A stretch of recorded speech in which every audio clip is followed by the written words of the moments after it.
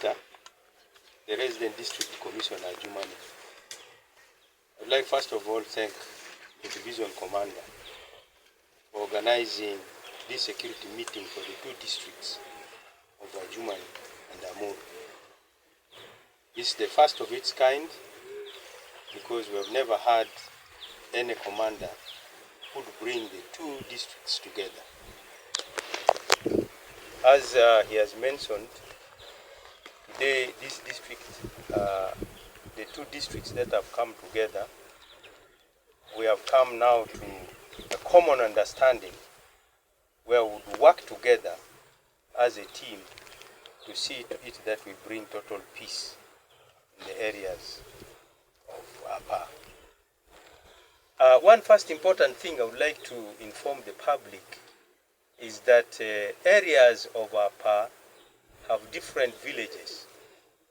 Unfortunately, when other things happen in Zoka, in Ofu, in Acholibe, in California, they all term it to be in Apaa.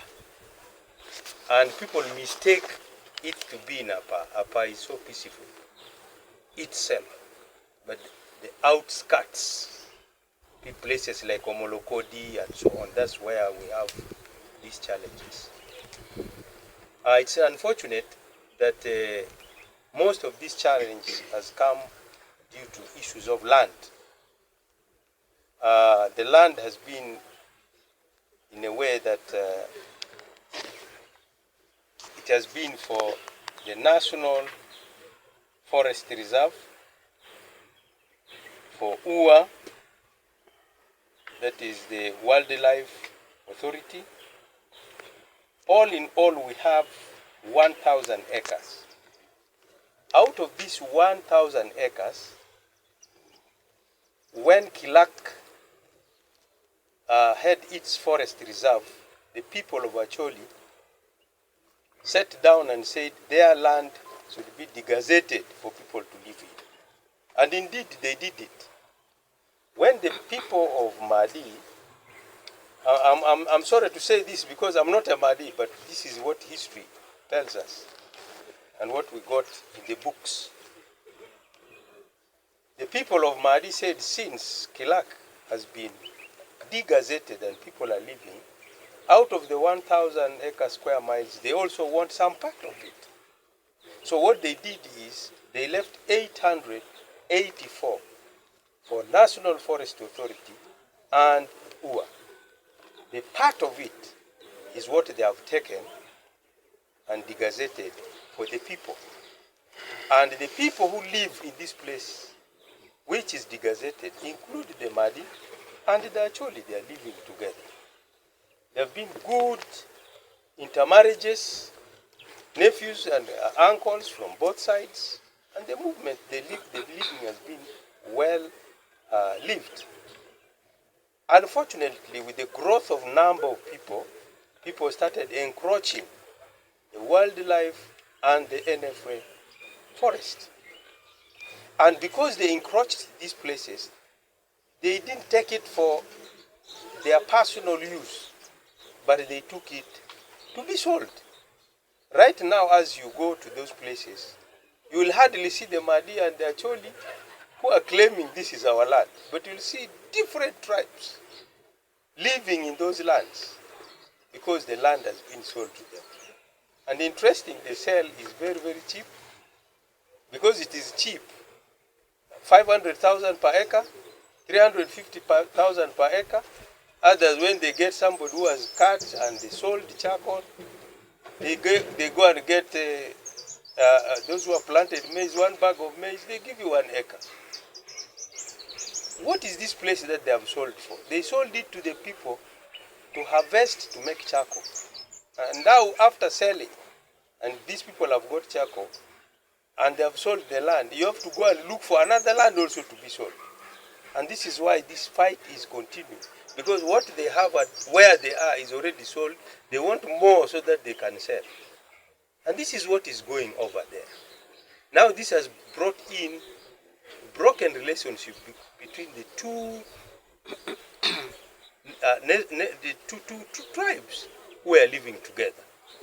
History tells us that Elegu has been for Madi, and the Madis live there, but very peaceful. They go and subscribe to Amuru district. When you cross River Ayugi, from River Ayugi to Atiak, those are all Madis, but they subscribe to Amuru district, and they live very peaceful. When you go to Lamo, the district speaker of Lamo is a Madi, and there is a whole village in Lamo of Madis, and they are living together. So it is very, very unfortunate that because Wildlife Authority and National Forest Authority has not taken full responsibility, now causing what is going on. I think this meeting has come at the right time to bring the two communities together, to understand and to have peaceful coexistence. It is very unfortunate that things have been going on and on, killings, as you have just heard of the killing that happened on 27th. Right now, as we speak, about 500 Acholis entered deep into Okusi Joni sub-county. For those of you who have traveled, when you go to Obongi, just as you enter the ferry, they cut one person just at the mosque, which is just at the ferry going to Obongi. And then deep inside where the other person was killed, they have killed the Prime Minister of Ali clan just now, as we speak. The group has gone to collect the body. So it is very unfortunate. I think the brigade commander has talked about what is to happen. But my appeal to you as journalists, sometimes you don't give right information. The information you get is you get on people who give you wrong information. I was asking the journalists from the other side, why don't you come and we move there and you see for yourself, so that you can bring the best picture and give the right message for the people, because the fourth estate is very, very important as far as information is concerned. So I think one of the days, if the division commander would allow, we would come and walk with you, and you know where these things are happening. When you come back, you'll come with a picture.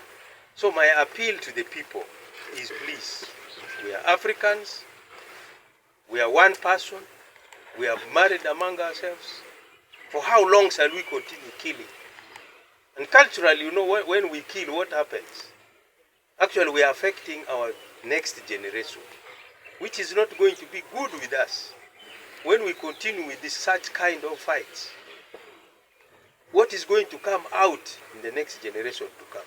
Now the land, if after the land is finished, what next? We have also realized that there are some brokers who are outside that particular area.